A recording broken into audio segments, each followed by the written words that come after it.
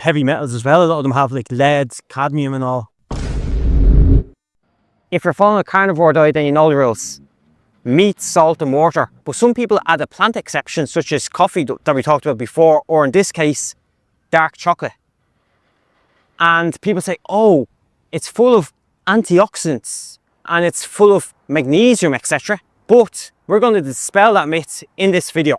Welcome back to Healthier Now. Today we're going to look at the dark side of dark chocolate.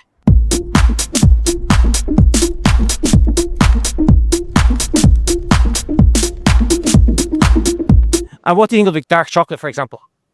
I don't like it, just give me the full sugar. Like, what's the point of dark chocolate? It's not, it's because it's like an antioxidant. When you eat dark chocolate, you feel a lift. But that's the stress response you get.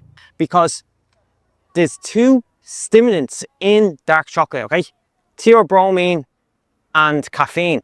Theobromine is a lot milder than caffeine, but it's still going to cause a stress response. And it's not a normal stress response. It's not like the morning awakening response that you get. The carnivore adaptation phase is temporary. The caffeine one is chronic, okay? You're borrowing from tomorrow. You're borrowing tomorrow's energy today. You're not doing that on a low carb diet like a carnivore diet.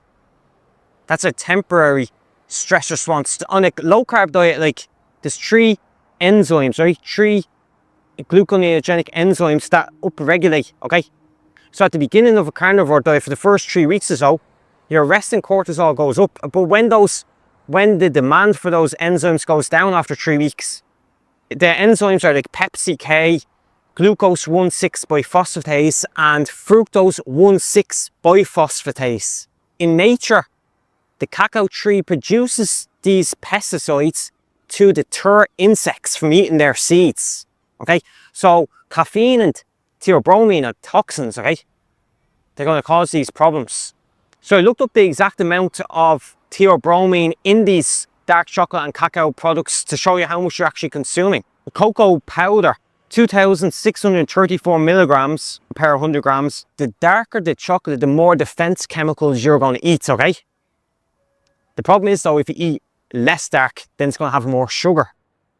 So either way, it's going to cause problems. But what about the magnesium? People say that, oh, but dark chocolate is high in magnesium and it's high in minerals in general. But dark chocolate contains defense chemicals, defense mechanisms, okay? Like phytic acids and tannins. And that's going to block nutrients like iron and zinc. And then on top of that, it's a diuretic. So it's going to flush out nutrients like magnesium, calcium, etc.